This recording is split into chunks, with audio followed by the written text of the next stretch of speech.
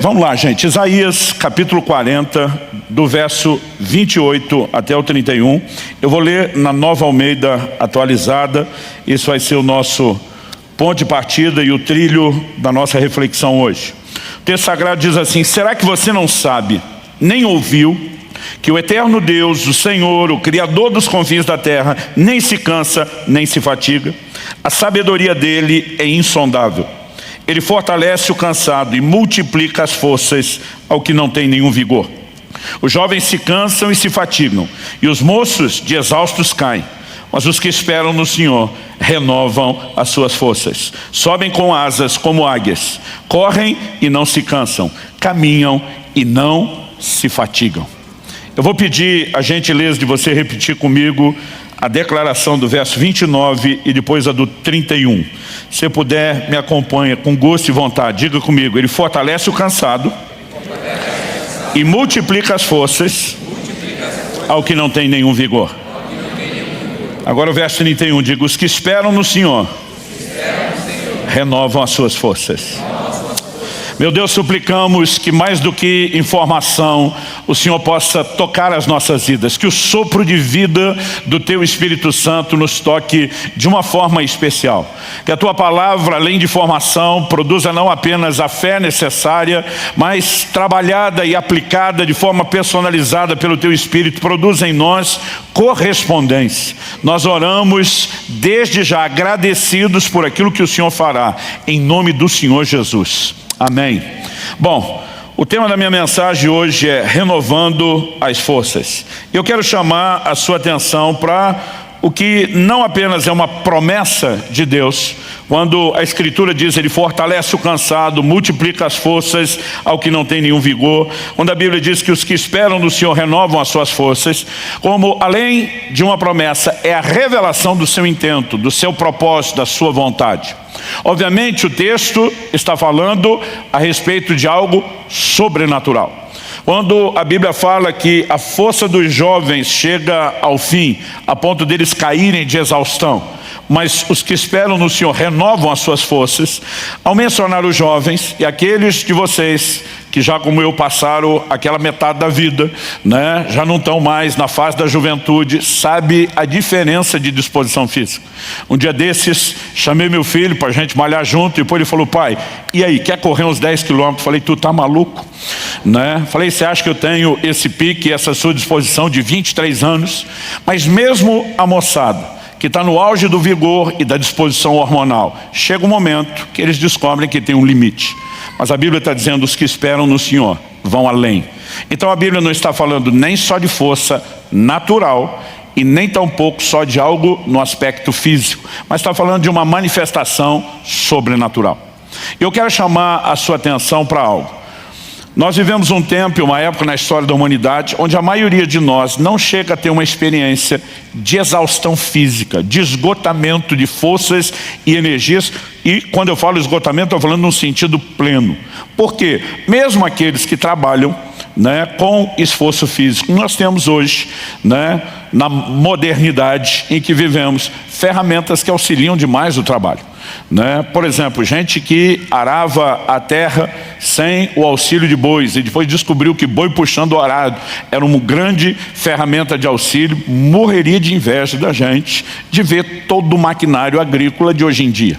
Em qualquer área, né? Você pode falar de um marceneiro, qualquer pessoa que trabalha com esforço físico já não tem a dimensão de esforço que talvez a antiguidade fez. E muitos de nós, com outros formatos de trabalho no mundo digital, a maioria de nós acaba não tendo essa experiência, né? Talvez possa haver um ou outro atleta de alta performance, mas a maioria de nós talvez vai dizer: nunca conheci o esgotamento físico. Eu tive uma única experiência que eu posso falar, que fala de exaustão física. Em fevereiro de 1993, estava ministrando um evento em Itajaí, Santa Catarina. Eu lembro que o evento terminava, acho que no domingo pela manhã, e a gente se programou ali no final da manhã, para o começo da tarde, ir para a praia. Tinha um grupo de irmãos que tinham vindo de Goiânia, né, um dos poucos estados do Brasil aí, que a gente fica sempre brincando com eles: vocês não têm mar, como se fosse uma grande coisa da qual se orgulhar. E eles resolveram que queriam conhecer o mar, nunca tinham tido contato com o mar. Quando nós chegamos, a praia estava toda sinalizada pelos bombeiros com bandeira vermelha, o mar estava de ressaca, mas apesar do perigo, eu falei para um irmão, morador local que estava nos ajudando, falei, cara, essa turma nunca pisou na areia do mar, nunca viu o mar, nós temos que dar alguma coisa para eles. Ele falou, pastor, então vamos nesse lugar aqui. E aí quando nós entramos, estava mais ou menos assim, com água até só perto da cintura, porque ele estava preocupado. A gente não ficou 10, 15 minutos, ele falou para mim, pastor, eu conheço muito bem essa praia. Ele falou, do jeito que o mar começou a puxar, em 10, no máximo 15 minutos, essa turma não sai mais, mesmo quem sabe nadar. Eles não estão acostumados com isso. Eu acho melhor a gente mover esse grupo todo por precaução para aquele lado, deixar eles ainda mais no raso. Eu falei, vamos ter todo cuidado. Movemos o time todo. Tinha um cara que não era do grupo, estava conosco, mas ele não quis sair conosco, estava inclusive com a prancha de buddy-buddy. A gente pensou, esse é o único que não tem como afogar, está com a prancha. E saímos. Mas daqui a pouco, entre o barulho de uma onda e outra, eu estou ouvindo gritos, e eu olho na direção de onde nós saímos, está um cara lá se debatendo. Eu não vi mais a tal da prancha, mas parecia ser o cara que não quis sair com a gente, e ele está desesperado pedindo por ajuda. Aquilo me deu um rompante que eu não conseguia pensar. Falei para a turma, estou indo buscar. Aquele morador falou, pastor, não vá. Já está difícil sair sozinho. O que dizer trazer alguém? O senhor não vai conseguir. Ele falou, eu vou chamar o bombeiro. Eu falei, então chama o bombeiro para tirar nós dois, que eu vou tentar trazer esse cara até onde der, né? Eu não conseguia pensar naquela hora, mesmo não tendo a experiência dele. E eu fui nadando na direção do cara. Não me deu muito trabalho, porque dizem que o perigo nessa hora é que o cara no desespero agarra em você, afoga os dois. Ele estava bêbado, mas pensa num cara bêbado. Eu só lembro de ter chegado assim perto, já sentindo o bafo, ele dizendo, agora vai morrer nós dois. Eu falei, está amarrado em nome de Jesus. E eu tentava nadar, trazer aquele cara de volta, e apesar dele não dar trabalho, ele também não ajudava muito. E eu não conseguia muita coisa. E de repente eu vi que minhas energias estavam se esvaindo, se acabando. E eu comecei a orar, falei, Senhor, não sei qual foi aquela manha do Pedro andar em cima d'água, mas eu preciso de ajuda, eu preciso de ajuda, eu preciso de ajuda. E de repente eu percebi que o mar puxava muito mais por baixo do que por cima, e me deu um insight. Cada onda que vinha, eu jogava ele por cima com a onda, nadava na direção dele. Desse jeito eu consegui trazer ele até a metade. Foi o tempo dos bombeiros entrarem e tirarem nós dois. Por quê?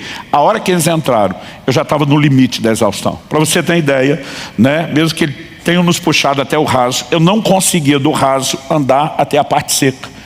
Era um nível de exaustão que mal dava para segurar o joelho, né? Mal dava para levantar as mãos. Eu nunca experimentei isso na minha vida, nem antes nem depois. Os caras literalmente do raso tiveram que me carregar, me deixar na areia até que eu conseguisse me recompor. Não estou falando apenas do fôlego, né? Mas realmente de um nível de exaustão profunda. A maioria de nós nunca viveu isso. Mas mesmo uma experiência como essa, você resolve com uma noite de sono, quando você tem um nível de exaustão muscular, talvez alguns dias de reparação do tecido muscular, mas o descanso resolve. Agora, quando a Bíblia está falando de Deus que dá força ao cansado, o foco, particularmente eu acredito que não tem a ver com a questão física, mas principalmente com o que eu quero denominar aqui de cansaço interior. Esse é o primeiro ponto que eu quero destacar. Existe um cansaço que é interior, não é exterior. Ele não é físico. Então, por exemplo, em Isaías no capítulo 35, nos versículos 3 e 4, a Bíblia diz, fortaleçam as mãos frouxas e firmem os joelhos vacilantes. Digam aos desalentados de coração, sejam fortes, não tenham medo. Eis aí está o Deus de vocês, a vingança vem, a retribuição de Deus, Ele vem para salvar vocês. Apesar de usar um exemplo de exaustão física, tipo aquele estado que eu estava de não conseguir sair da praia, joelho trôpego, mão frouxa, você mal consegue levantar os braços, não firma mais os joelhos. O texto na sequência diz, digam aos desalentados de coração. Ou seja, ele usa o exemplo de exaustão física, mas para falar de um cansaço interior. Além do texto de Isaías, nós temos declarações como a do profeta Jeremias. Em Jeremias 31, 25, falando da parte de Deus, o profeta diz assim, porque satisfarei a alma cansada e saciarei toda a alma desfalecida. Ele fala de uma alma cansada e de uma alma desfalecida.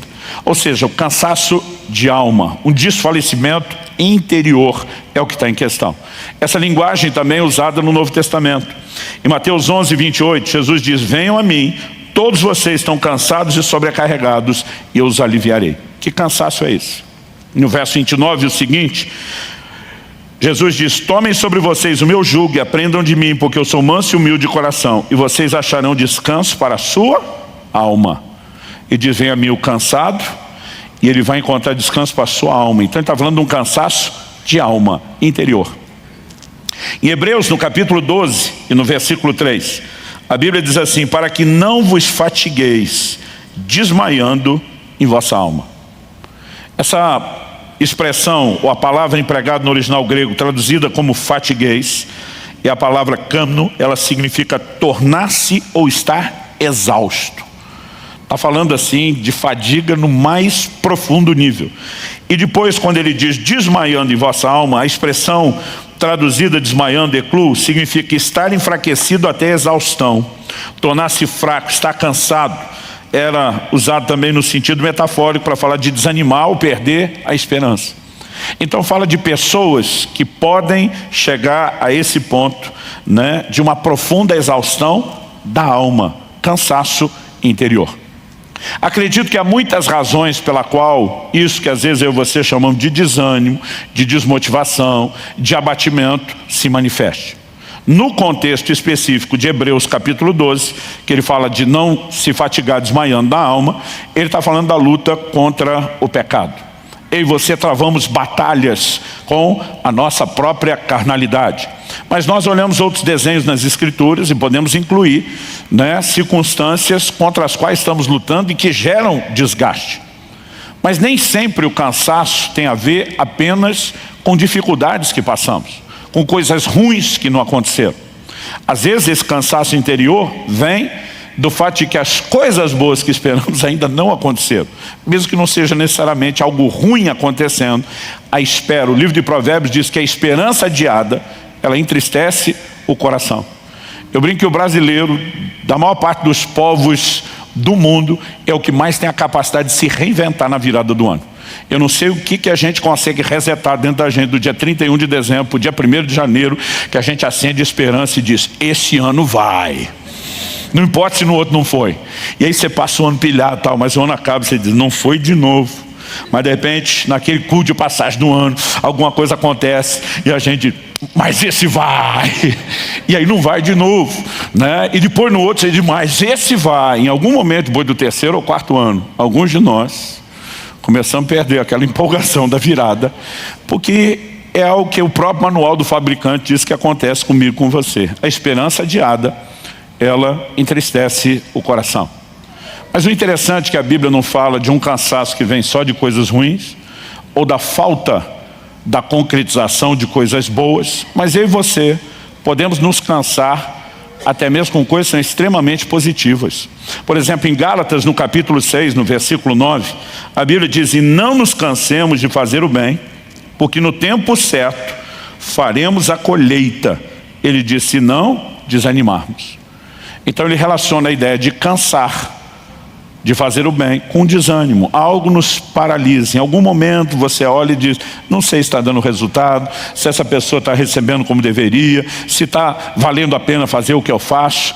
E a Bíblia não diria sobre não cansar de fazer o bem, se fazer o bem não cansasse. Então até fazer o bem cansa. Um dia uma pessoa me perguntou: pastor, fazer o bem cansa? Eu falei: vou te dar duas respostas. A primeira, indiscutível, está lá na Bíblia. E eu citei Gálatas 6,9. Falei a segunda: a senhora é uma dona de casa dedicada à sua família, louvável por isso. Mas mesmo amando seu marido e seus filhos da forma como a senhora ama e dedica, eu lhe pergunto: cuidar deles todo dia não cansa? Ela disse: cansa. Falei: a senhora tem a sua resposta, na Bíblia e na prática. E quando esse cansaço se instala, seja lá qual for a razão pela qual ele veio, nós estamos aqui apenas especulando algumas coisas que talvez ajude você a mapear e localizar se você está lidando com a questão do cansaço interior ou não. Quando eu e você começamos a entrar nesse estado de cansaço, um dos termômetros aonde isso aparece é na nossa vida de oração. No Salmo 69, verso 3, o salmista afirma: estou cansado de clamar e a minha garganta secou. Os meus olhos esmorecem de tanto esperar por meu Deus. Eu digo que aqui ele já saiu do nível oração e foi para o choração, né? É muito mais um lamento, é muito mais um desabafo do que qualquer outra coisa. Se isso não fosse verdade, de que o cansaço parece se manifestar e paralisar até a nossa vida de oração, porque em Lucas 18:1, a Bíblia diz que Jesus teria contado uma parábola sobre o dever de orar sempre e nunca desanimar. De alguma forma esse desânimo contagia a vida de oração e a gente começa a perceber não só a indisposição, talvez de fazer o bem, de lutar contra uma circunstância ou contra a questão do pecado, mas até mesmo de orar. E é quando nesse outro terreno a coisa começa a se manifestar que eu e você podemos ter problemas maiores. Porque pelo menos esse aspecto da oração é o ponto onde a gente podia mudar e reverter o quadro. E eu quero chamar a sua atenção para o fato de que Deus fez uma promessa. Ele fortalece o cansado. Ele multiplica as forças ao que não tem nenhum vigor. É a sua palavra e Ele é fiel àquilo que Ele falou. Pastor, então é só eu estar cansado que Deus vai agir? Não. A Bíblia diz que os que esperam no Senhor renovarão as suas forças. Então, Deus está dizendo o seguinte: Ele se revela como o Eterno, o Criador dos confins da terra, o Senhor que não se cansa e nem se fadiga. E esse Deus que não se cansa, que não conhece o que é cansaço, porque é um ser absoluto, completo, onipotente, Ele diz: eu quero usar o que eu tenho, que é essa força que nunca se cansa, para estender a você que não tem o que eu tenho, a força que te faz superar o seu cansaço, inclusive o seu interior. Mas de alguma forma esse posicionamento de esperar, de depender de Deus, é que pode nos conectar com uma provisão, repito, sobrenatural. Estou falando de algo que é maior do que mera motivação ou encorajamento emocional. E nós precisamos aprender a conectar com Deus. Quando experimentamos sua intervenção, e essa é a segunda coisa que eu vou destacar, a primeira foi enfatizar o cansaço interior, eu e você podemos viver dois níveis distintos de experiência com Deus, no que diz respeito à forma como Deus nos fortalece quando estamos cansados. A primeira delas, eu definiria como aquela quando o Senhor vem a nós. A segunda, eu definiria como aquela que nós temos que ir a Deus. E não importa a dinâmica, se o Senhor está vindo ao nosso encontro, se nós decidimos ir ao dele, são dois formatos reconhecidamente bíblicos através do qual Deus se manifesta e intervém na nossa vida. Então me deixa dar tanto um exemplo bíblico como um exemplo pessoal que ilustre a aplicação da verdade bíblica sobre cada um dos dois. Em 2 Timóteo, no capítulo 4 e nos versículos 16 e 17, o apóstolo Paulo diz assim: na minha primeira defesa ninguém foi a meu favor, todos me abandonaram. Outra tradução diz: ninguém esteve ao meu lado. A NVI diz: ninguém apareceu para me apoiar.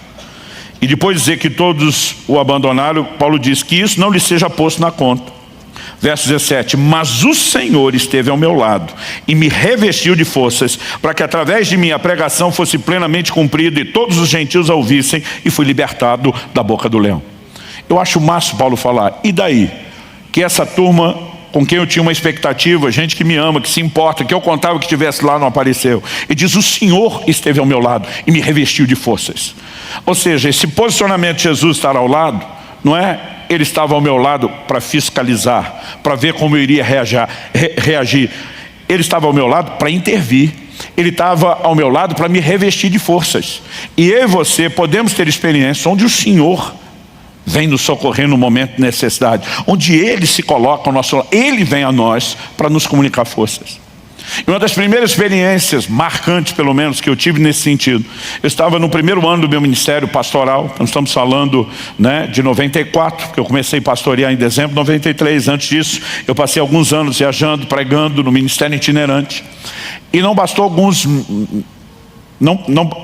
Não tinham passado muitos meses, bastou um pequeno período de tempo para que eu tivesse já que lidar com um grande desânimo. Foi uma somatória de circunstâncias, lutas e desafios pessoais, que envolvia inclusive o recentemente ter deixado a casa dos pais, morar no estado e num lugar longe, numa época que a comunicação era complicadíssima e dificílima, né? Some-se a isso outros problemas e crises que eu mesmo vim enfrentando, os desafios de um ministério pastoral que era diferente de quem vivia no itinerante, só de conferência de avivamento em conferência de avivamento. Agora ajudar os crentes a lidar com os problemas, você ter a realidade do dia a dia, de gente que você investe e não corresponde, aquilo tudo foi somando. E eu lembro de uma manhã que eu acordei para lá de desanimado. Eu lembro que uma das primeiras coisas que eu falei para Deus quando acordei foi a seguinte: falei, a tua palavra diz que o Senhor está conosco todos os dias até a consumação do século. E eu sei que a tua palavra é que é a verdade e não o meu sentimento. Mas deixa eu ser honesto com o Senhor a respeito de como eu estou me sentindo. Já aprendi há muito tempo a ser honesto com Deus. Até porque mesmo que você não seja, Ele sabe como você está, né? Então eu falei para Ele, a sensação que eu tenho é que o Senhor me jogou nessa cidade, trancou a porta por fora, engoliu a chave, se mandou e me largou aqui sozinho. E não tem nem como fugir daqui. E eu falei para Deus, o sentimento é de abandono. Falei, eu sei que isso não é verdade, mas eu não estou conseguindo alinhar a minha emoção com a verdade da palavra e quero ser honesto. Levantei, fui para uma reunião de oração que a gente tinha logo cedo. De lá comecei os atendimentos, né, que tínhamos agendados aí o tempo todo. Um pedaço do almoço, começo da tarde livre. Fiz um monte de visita, voltei para os atendimentos, emendei para um culto à noite. Depois do culto, tínhamos uma situação difícil para resolver. E eu gastei horas numa reunião de conciliação familiar. Eu lembro que eu cheguei em casa, era depois de 1h30 da manhã. Antes de 2, mas jamais de 1h30. Cheguei tarde, cansado. Pelo menos aquele dia corrido me distraiu, não me deixou lembrar do sentimento. Mas eu lembro que a hora que eu estacionei o carro, estacionamento ficava atrás de um prédio que eu morava. A hora que eu desliguei o carro, eu percebi, no instante que eu desliguei o carro, que a luz que normalmente acendia automaticamente à noite ali no estacionamento, provavelmente estava queimada com algum problema, estava tudo muito escuro. Tão escuro a ponto de, naquela época você não fechava carro no controle, era na chave, né? A ponto de eu ter dificuldade de localizar ali a fechadura para conseguir, enquanto naquela missão no escuro tentando fechar o carro com a chave, uma voz rouca e cavernosa ressoa atrás de mim: você está cansado. Eu já ia virar repreendendo o Satanás.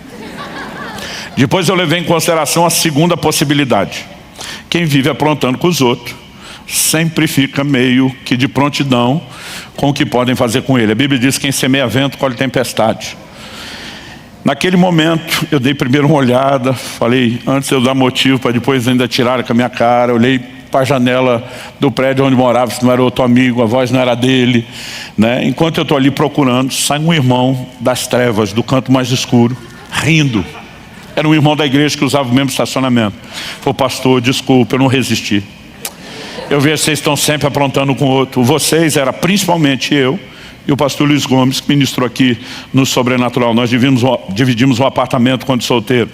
E eu só pensando, miserável, você me paga, vai ter troco, né? Eu por fora sorrindo, cara de paisagem, por dentro assim, a maldade já programando o que é que eu podia fazer de volta.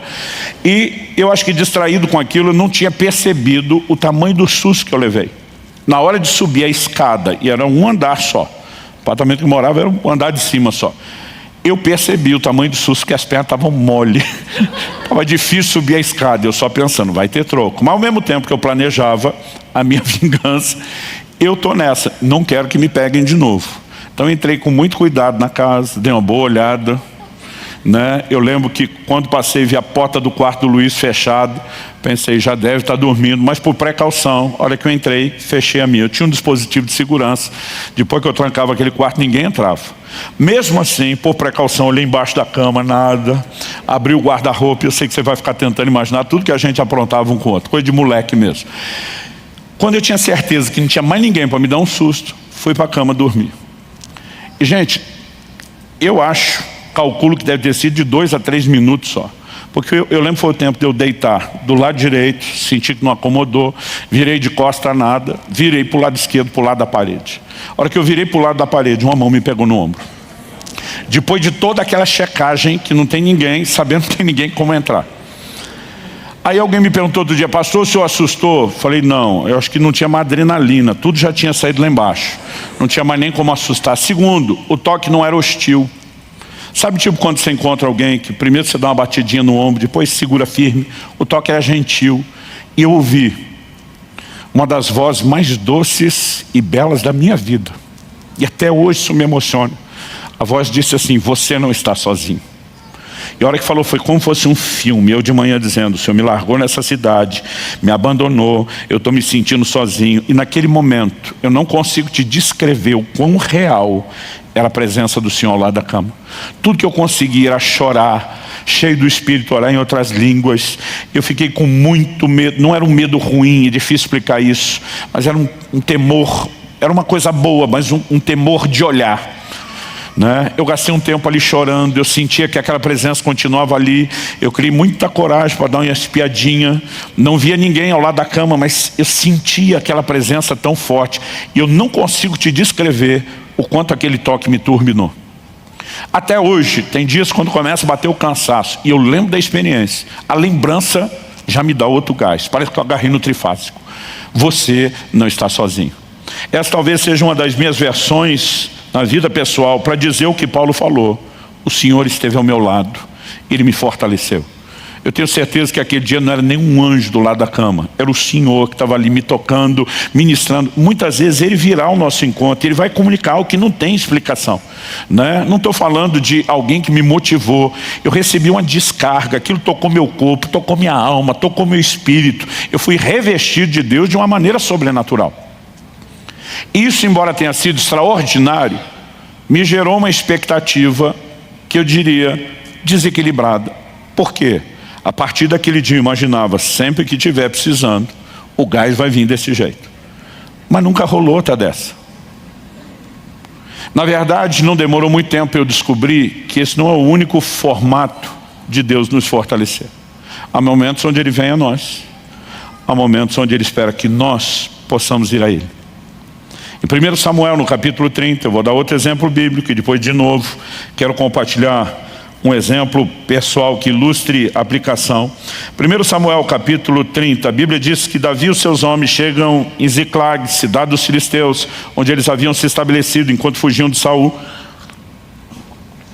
E a Bíblia diz que ao chegarem, descobriram a cidade destruída, queimada pelos amalequitas, descobriram que mulheres e crianças tinham sido levadas cativos junto com todo o gado. A Bíblia diz que Davi e os seus homens, verso 4 diz assim: então Davi e o povo que estava com ele ergueram a voz e choraram, até não terem mais forças para chorar. Aqui, gente, não é que eles não tinham força para reagir, eles não tinham força para continuar chorando. Você consegue imaginar o nível de abatimento dessa turma? E a situação que parecia não poder piorar, deu sinais de que pioraria. Anos atrás eu ouvi uma frase que nunca saiu da minha cabeça. Foi uma pessoa dizendo: quando eu achei que tinha chegado no fundo do poço, descobri que o fundo do poço tinha porão, dava para piorar. O verso 6 diz assim: Davi ficou muito angustiado, não só pelo que aconteceu, a Bíblia diz, pois o povo falava de apedrejá-lo, porque todos estavam amargurados, cada um por causa de seus filhos e suas filhas. O texto diz assim: mas Davi se reanimou no Senhor seu Deus. A NVI traduziu: Davi, porém, fortaleceu-se no Senhor seu Deus. No momento em que não tinha força nem para chorar, a Bíblia não fala do Senhor se colocando ao lado de Davi, como fez com Paulo. Mas Davi naquele momento disse: se eu não correr para Deus, o que já está feio vai piorar. E a Bíblia diz que ele toma uma decisão, ele se fortaleceu no Senhor seu Deus. Ele não apenas encontra forças para lutar, a história mostra que ele consegue animar os seus homens, eles saem no encalço dos amalequitas, não apenas numa missão de vingança, eles resgatam tudo e todos que se perderam. A história termina com uma intervenção de Deus, mas foi necessário alguém decidir ir ao encontro do Senhor e dizer: eu vou encontrar forças para lutar. E essa segunda forma de Deus agir, a experiência que para mim ficou mais clara em termos da didática, do aprendizado, né, de que não só ela é importante, mas é um dos formatos que Deus usa, aconteceu no parto do Israel, nosso primeiro filho. Um tempo antes, um dia eu estava orando e o Espírito Santo falou comigo, né, ora e jejua, você vai experimentar uma grande batalha na hora do parto. Eu, quando falo sobre jejum, principalmente, eu conto sobre isso. Eu passei 6 dias em jejum, orando, intercedendo pelo meu filho. E eu só encerrei o jejum quando eu tive um testemunho interior de vitória. Aquela sensação: essa batalha está ganha, essa batalha foi vencida. Mas Deus não me disse: ore e jejua para não ter a guerra na hora do parto. Ele diz: ore e jejua porque você vai ter a guerra. E quando veio aquele testemunho de venci, eu não entendi que quando a guerra chegasse ela estava ganha. Eu só entendi, não vai ter mais. Mas no dia do parto, houve a tal da complicação. Palavra dos próprios médicos estavam lá, meu filho só sobreviveu por um milagre. Mas naquele momento, e quando eu cheguei para a hora do parto com a Kelly, ela estava com um quadro de hemorragia assustador. Só enquanto ela entrou no quarto, eu ajudei, né, ela ir para o banheiro, colocar as roupas, porque já iria para o cirúrgico. Nessa saída da troca de roupa, era tanto sangue no chão. Eu lembro quando o médico entrou e ele olhou e falou, de quem é esse sangue todo? Eu falei, é dela. Tipo, não fui eu. E ele passou a mão no telefone. Eu estava assustado, mas eu estou pensando, eu não tenho experiência. Mas ele era um dos médicos experientes da cidade, né? Um grande obstetra. Quando ele viu aquilo, ele passou a mão no telefone na hora e disse, reúne a equipe inteira agora no cirúrgico. Eu lembro dele falando assim, emergência emergencial. E quando ele enfatizou que a emergência era emergencial, eu pensei, se ele está assustado, eu acho que eu devia estar mais. Eu tive que ajudar a botar aquele na maca, levá-la para o cirúrgico, né? E eles me pediram para esperar do lado de fora, porque eu tinha combinado que eu assistiria o parto, embora a maioria dos maridos não assiste o parto. Ele fica de costas para a cena do crime, e a mulher, além de dar luz à criança, tem que ficar consolando o marido. Vai dar tudo certo, meu amor, vai dar tudo certo. Porque os homens são dessa fibra enorme nessa hora. Mas naquele dia, e ele falou, aguarda lá, você só entra na hora que tiver tudo pronto aqui, finalmente nós vamos te chamar. E eu lembro que do lado de fora, eu nunca senti um desânimo e um abatimento tão grande. É quase como se eu acreditasse que eu tinha perdido a batalha. É quase como se eu entendesse, não, se isso aconteceu, eu não garanti nenhum resultado. Em vez de entender que naquele dia eu não evitei, mas eu ganhei a batalha, um desânimo se instalou que eu não consigo te definir. E foi naquele momento que eu estava esperando que alguma mão me tocasse no ombro. Que talvez pelo menos um anjo viesse do céu fazer um cafuné na minha cabeça. Vai dar tudo certo, gordinho, fica firme aí, né? Nada disso rolou. A sensação que eu tinha é que Deus não estava por perto, que Ele não veio ao meu encontro. Mas naquele momento, de alguma forma, eu senti o próprio Deus me provocando. Que a semelhança de Davi, eu tinha que me fortalecer em Deus. E eu fiz uma escolha, eu vou entrar nesse lugar. Eu vou buscar essas forças. E eu fui turbinado de uma forma sobrenatural. Eu não apenas consegui romper aquela apatia interior, algo acendeu dentro de mim quando eu tive aquele posicionamento de fé. Eu enlouqueci, eu tive um surto de fé. Foi uma coisa assim, além da minha capacidade de explicação.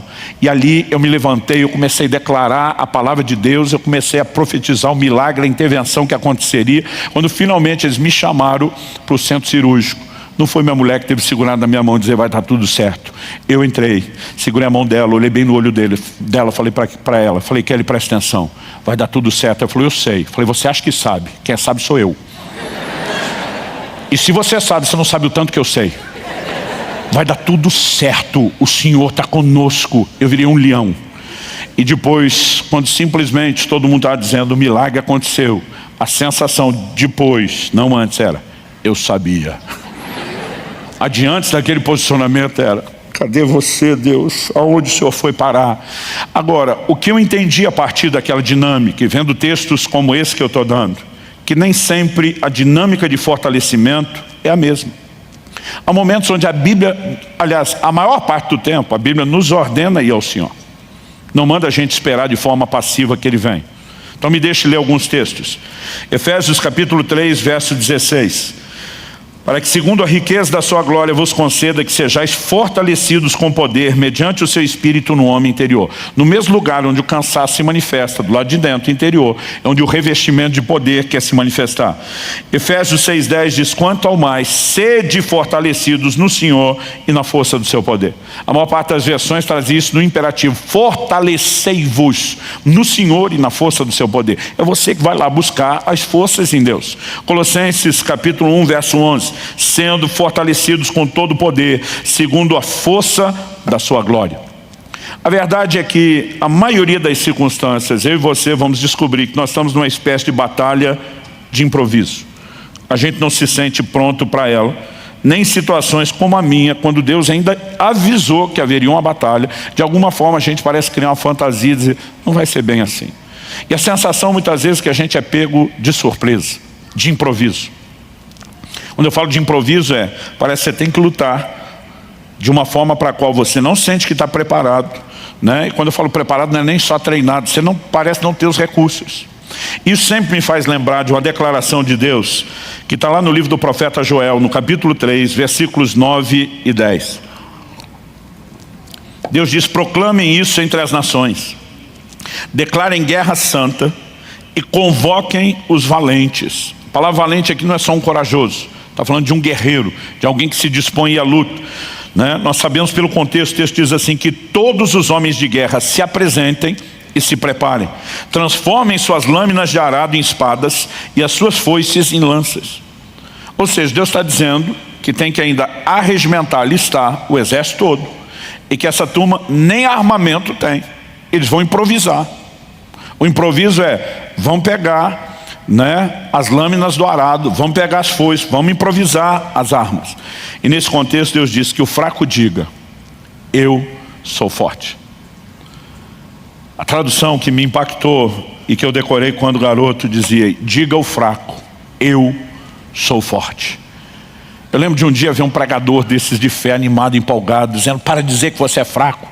Deus mandou você não falar da sua fraqueza, mandou falar da sua força, porque Deus disse que você não é fraco, você é forte. Eu pensei, não foi isso que Deus disse. Deus disse: diga o fraco. Se Ele chamou a gente de fraco, até Ele está dizendo que a gente é fraco mesmo. E se não te avisar, eu quero te avisar. Isso que você é fraco, fraquinho ou fracote, escolhe qualquer um deles. Só que Deus diz: você não vai falar de quem você é sozinho ou naturalmente. Porque Deus está dizendo: você não vai passar guerra sozinho, você está entrando numa guerra comigo. Então você não está entregue ou vendido à sua própria sorte, aos seus recursos ou à falta deles. Deus está dizendo: porque eu vou me unir a você, e minha força é muito maior do que sua fraqueza. Sua fraqueza vai ser diluída, vai desaparecer no meio da minha força. Então Deus está dizendo: mude o seu discurso, porque você não está sozinho. Então mesmo em batalhas de improviso, eu e você podemos ter um discurso. Nós temos um Deus que fortalece o cansado, que multiplica as forças ao que não tem nenhum vigor. Nós precisamos reconhecer que os que esperam no Senhor renovarão as suas forças, e eu e você podemos entrar numa dimensão completamente diferente de fortalecimento em Deus. Você crê nisso?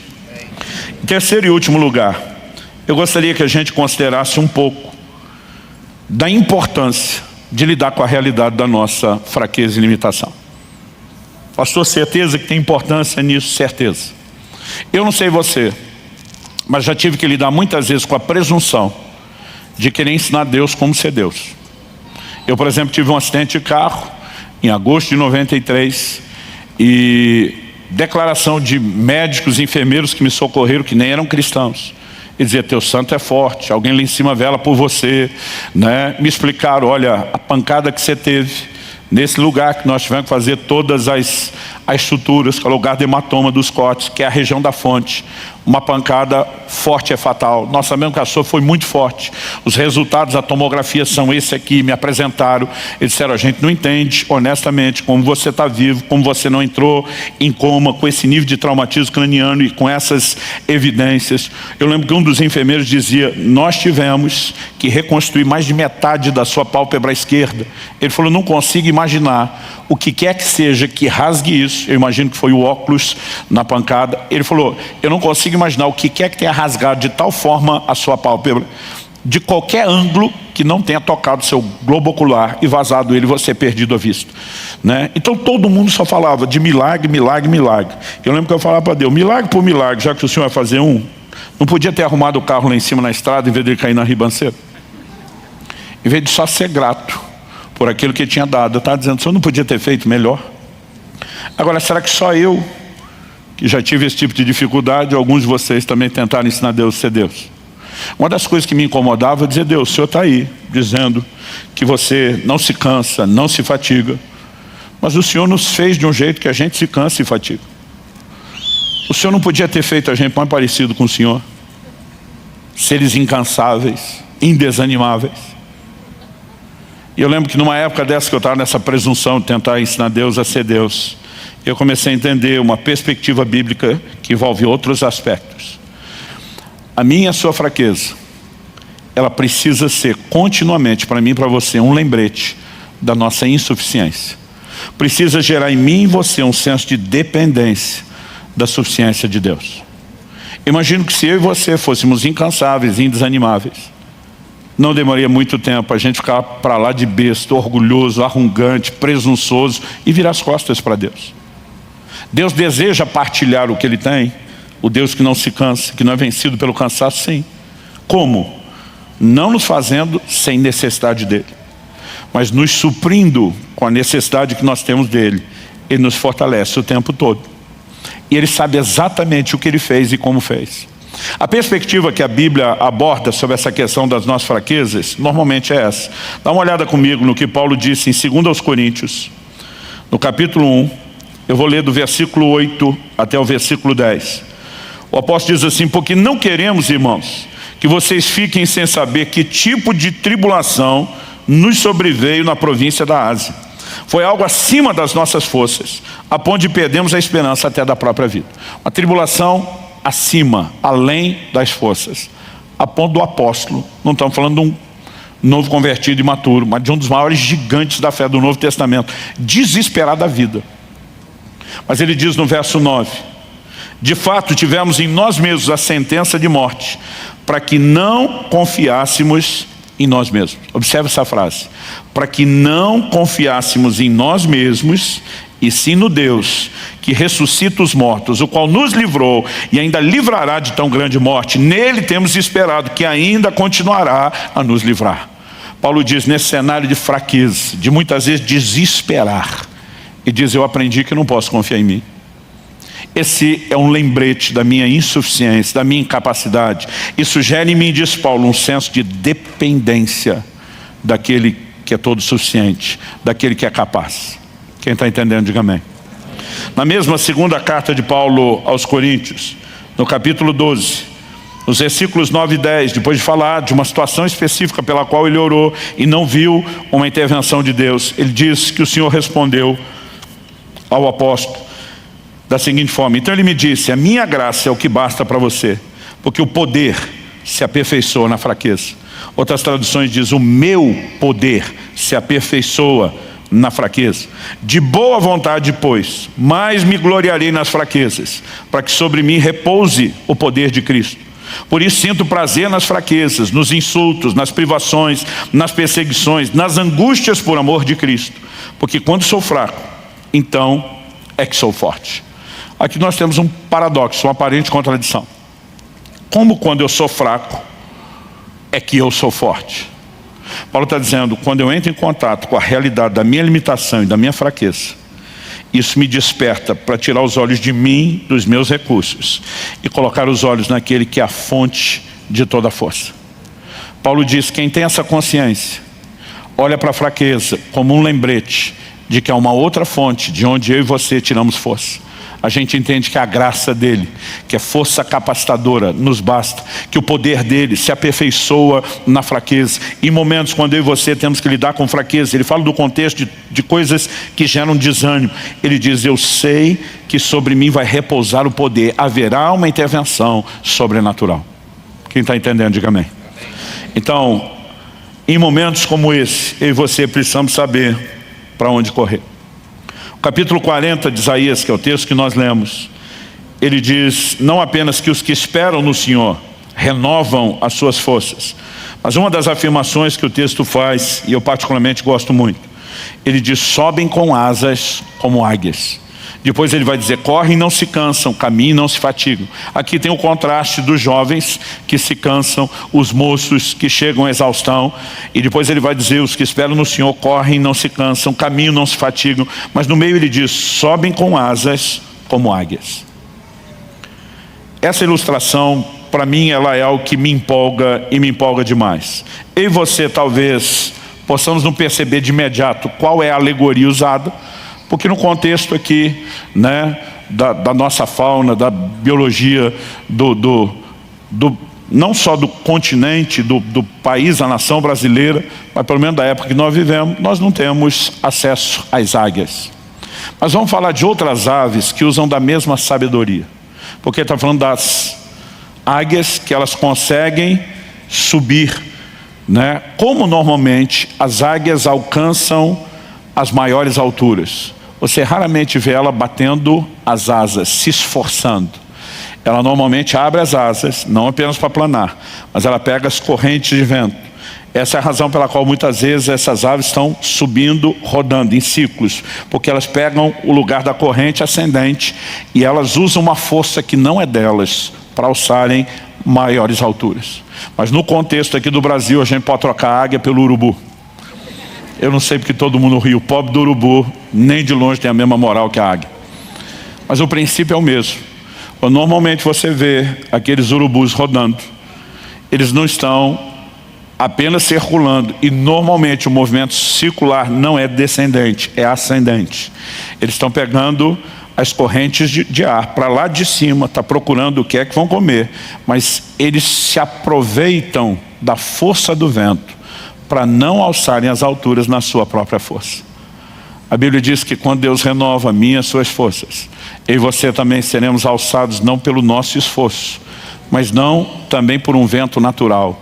Eu creio que isso é uma alegoria do vento do Espírito, do sopro, da manifestação do poder de Deus que nos move e nos leva a um lugar onde eu e você não chegaríamos com a nossa própria força. Hebreus 11:34 fala de alguns que da fraqueza tiraram forças. E quando ele diz que pela fé eles da fraqueza tiraram força, não está dizendo que a fonte de força é a fraqueza. A fé fez com que eles conectassem a fonte de força que é Deus. E num contexto de fraqueza, eles conseguiram ter um lembrete. Essa fraqueza só testemunha nossa insuficiência. Nós temos que correr para aquele que é suficiente para Deus. E pela fé eles acessaram os recursos daquele que dá força ao cansado e multiplica as forças ao que não tem nenhum vigor. Quando eu e você esperamos no Senhor, e essa ideia de esperar fala de um posicionamento de confiança e também de dependência, eu e você podemos acessar forças sobrenaturais. Quem está entendendo, diga amém. Então, para concluir, quando reconhecemos que são os que esperam no Senhor, que renovam as suas forças, precisamos entender como essa dependência em termos práticos funciona. A Bíblia fala de alguns usando fé, mas como exatamente isso funciona? Eu tenho entendido que uma das coisas que eu e você precisamos é crer em Deus a despeito das circunstâncias. A Bíblia fala que quando a vida dos dois, daquele casal, começou a desmoronar em todas as áreas, a mulher de Jó tem um comportamento e Jó tem outro completamente diferente. Tem gente que culpa as circunstâncias por aquilo que ele está vivendo. Mas a verdade é que diante das mesmas circunstâncias, pessoas que vivem exatamente no mesmo contexto podem ter reações muito diferentes. Um exemplo que frequentemente eu dou é que há duas formas de se lidar com a resistência do vento.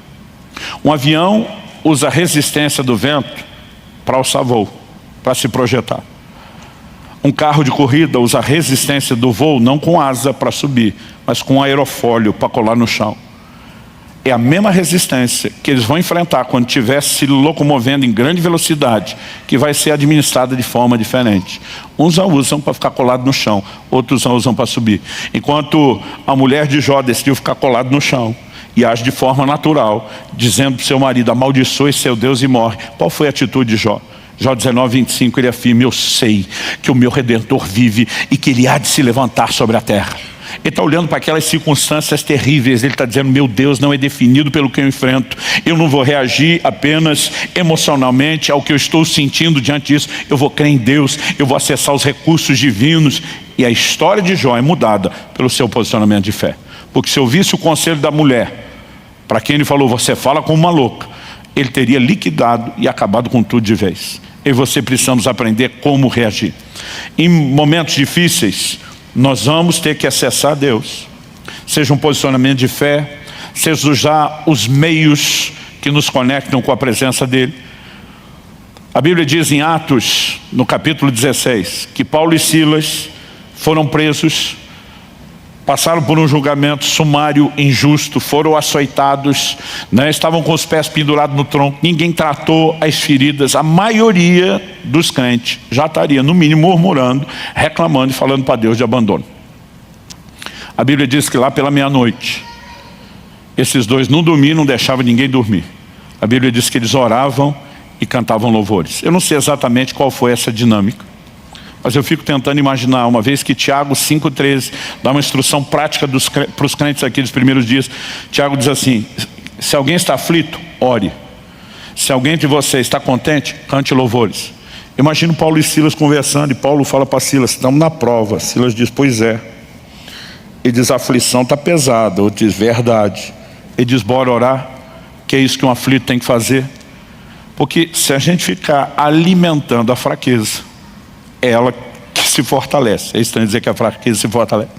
Mas se a gente se fortalecer e se alimentar daquele que nos dá força, o caminho é diferente. Imagino que os dois começaram a orar. Mas em algum momento, imagina um falando para o outro, mas nós não estamos só aflitos, nós também estamos felizes. O outro diz, é verdade, Deus está conosco mesmo nesse momento difícil. Nós ainda temos o privilégio de estar vivendo isso por causa do Evangelho. Bora adorar também, bora adorar também. Eu vi um pastor uma vez apresentar a teoria, eu ri muito, sabia que ele estava brincando, mas isso me fez lidar com a coisa de uma forma mais divertida. Ele disse que quando os dois começaram a cantar, isso explica porque houve o terremoto naquela cadeia. Porque a Bíblia diz que os céus são o trono do Senhor, mas que a terra é o estrado dos seus pés. E diz que à medida que aquele louvor foi subindo, Deus foi entrando no ritmo da música e começou a bater o pezinho dele.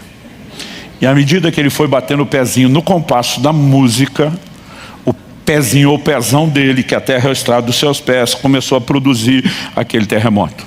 A gente se divertiu com a brincadeira, mas a verdade é que quando eu e você decidimos nos conectar em Deus, e oração, adoração, toda a devoção ainda são meios para isso, nós podemos mudar completamente as circunstâncias. Podemos experimentar intervenções da parte de Deus. Quem está entendendo, diga amém. Mas algo que eu sempre digo para quem está vivendo um momento de cansaço: aprenda a receber, não só diretamente de Deus quando Ele te toca, não só diretamente de Deus quando você foi a Ele, como Paulo e Silas foram, mas muitas vezes o mesmo Paulo vai falar de uma força e um socorro que Deus manifestou através de pessoas. E a gente precisa saber receber de Deus através de outros. E segundo aos Coríntios, no capítulo 7, nos versículos 5 e 6, particularmente eu creio que aqui Paulo está falando do que aconteceu lá em Filipos, quando eles foram presos. Ele diz, porque quando chegamos a Macedônia, e a cidade de Filipos era parte da Macedônia, não tivemos nenhum alívio. Pelo contrário, em tudo fomos atribulados. Lutas por fora, temores por dentro. Não bastasse o perrengue do lado de fora, ele diz, ainda tinha que lidar com os sentimentos, os temores do lado de dentro. Mas ele diz assim, porém Deus, que consola os abatidos. Diga comigo, Deus, que consola os abatidos. Então Paulo diz, porém Deus, aí ele lembra uma característica de Deus, que consola os abatidos, nos consolou com a vinda de Tito. Quantas vezes na minha caminhada eu tive momentos de encontrar mensageiros de Deus, não demorava para reconhecer. Não apenas porque às vezes algum desses vinha e tocava o dedo na ferida, no ponto que eu não tinha conversado, mas o que liberava da parte de Deus não era mera palavra de ânimo ou encorajamento, era aquele tipo de conversa que comunicava uma graça sobrenatural, havia um fortalecimento, um encorajamento. Eu não sei você, mas tem hora, não é só quando eu estou ouvindo uma pregação, tem hora que eu estou conversando com alguém e alguma coisa começa a acontecer dentro de mim, e a vontade que eu tenho de dizer, eu vou voar. Eu vou voar. Algum negócio acende, parece eletrificar a fé dentro de mim, né? Agora, há momentos onde Deus vai enviar alguém para nos abençoar. Mas você já parou para pensar, e muitos de nós já tivemos essa experiência, você já parou para pensar que em outros momentos Deus quer usar você para fortalecer a outras pessoas? Isaías capítulo 50, verso 4 fala dessa outra dinâmica. Ele diz, o Senhor Deus me deu uma língua erudita para que eu saiba dizer boa palavra ao cansado. Boa palavra não é apenas uma boa explicação, não é só um bom conselho, não é só uma boa dose de encorajamento. É quando eu e você carregamos algo que não é nosso, é sobrenatural, comunica vida da parte de Deus. E eu quero que você possa pensar que a razão pela qual você está ouvindo isso hoje é que talvez você chegou aqui cansado e você está precisando renovar suas forças. Mas talvez Deus esteja te abastecendo para que você leve algo para outras pessoas que estão cansadas. E as duas opções podem ser parte do propósito que Deus tem para você.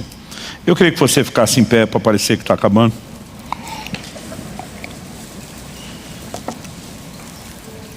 Eu quero ler um último versículo, que é o Salmo 31, verso 24, e nós vamos orar. O texto, muito alinhado com o que nós lemos em Isaías 40, diz: sede fortes e revigore-se o vosso coração, vós todos que esperais no Senhor. Quando o texto está dizendo sede fortes, que tipo de força ele está falando? Quando ele diz revigore-se o vosso coração, obviamente ele está falando da força interior, daquilo que faz superar o cansaço interior. Mas só o fato de eu estar cansado significa que Deus vai vir ao meu encontro? Não. A Bíblia diz que os que esperam no Senhor renovam as suas forças. É o meu posicionamento e o seu de dependência, de confiança em Deus, que atrai a intervenção dele. Isaías 64:4, a Bíblia diz: porque desde a antiguidade não se ouviu, nem com os ouvidos se percebeu, nem com os olhos se viu um Deus além de ti, que trabalha para aquele que nele espera. Há momentos onde eu e você chegamos para Deus e a gente simplesmente diz: estou abrindo falência, não tem mais nada o que fazer, só me resta esperar no Senhor, confiar no Senhor. E a Bíblia diz que Deus trabalha a favor daquele que nele espera. Ou seja, nós não apenas podemos ser fortalecidos, mas nós podemos ver Deus se mover. Esse fortalecimento é sobrenatural. Tem pessoas que vivem apenas de encorajamento humano, combustível emocional. Isso parece aqueles brinquedos de criança de antigamente, antes da época da pilha, que você tinha que dar corda. Alguém dessa época ou só eu? Ainda bem, obrigado. Aí você dava a corda, saía lá o brinquedinho, mas aí acabando a corda, ele ia diminuindo o movimento e parava. E se você quisesse vê-lo mexer, tinha que dar corda de novo. Tem gente que precisa que alguém dê corda nele todo dia. O que nós estamos falando é mais do que encorajamento emocional, e não estou dizendo que ele não tem a sua importância, mas nem de longe ele se compara com uma descarga do poder de Deus, com o vento do Espírito soprando debaixo das suas asas, te fazendo subir como águia. Aí a conversa é outra. Eu gostaria que nós tivéssemos alguns momentos, alguns minutos nesse momento final, onde nós pudéssemos orar não por protocolo de fim de reunião, mas onde a gente pudesse de fato se expor. Eu creio que você deve estar percebendo o que eu estou percebendo em todos os nossos 4 cultos. Há uma presença do Espírito de Deus nesse lugar. Há um toque divino à sua disposição. E nós podemos receber de Deus agora. Talvez você tenha a oportunidade de ter o Senhor vindo ao seu encontro e te tocando hoje. Talvez você tenha a oportunidade de entender: não, Ele está me chamando e quem vai a Ele sou eu. Talvez você precise ser fortalecido agora. Talvez Ele apenas esteja te preparando para algo que você vai enfrentar daqui a um tempo. Talvez Ele esteja te instruindo para te usar na vida de outras pessoas. Talvez seja a soma de tudo isso. Mas de qualquer forma, nenhum de nós tem uma desculpa a dizer: eu não preciso desse momento de oração.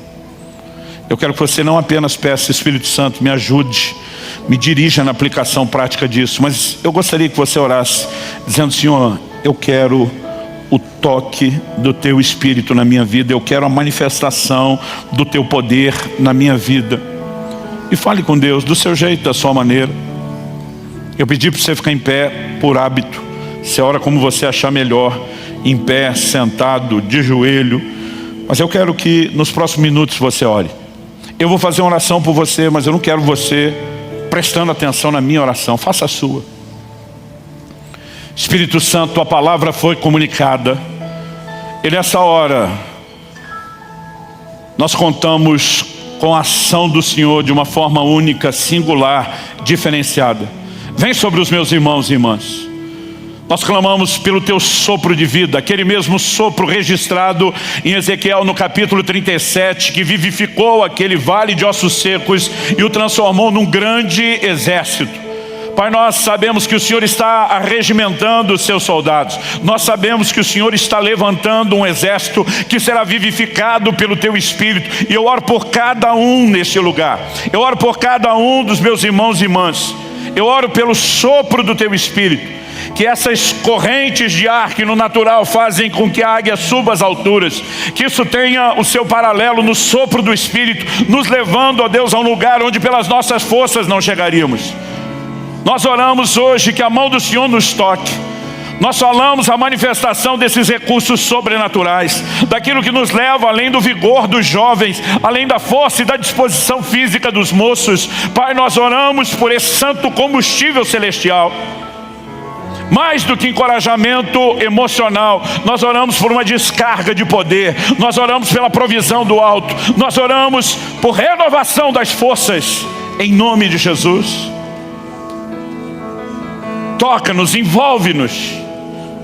Permita-nos desfrutar não só do fortalecimento, mas da doçura da Tua presença. Nós clamamos em nome de Jesus. Em nome de Jesus. Fale com Deus. Ore como se tudo dependesse desse momento de oração. Se exponha a Ele. Talvez seja um bom momento de ser honesto e falar do seu cansaço, da dor, do desânimo, da necessidade de ajuda de Deus. Talvez o Espírito Santo te faça lembrar de alguém que nem está aqui e que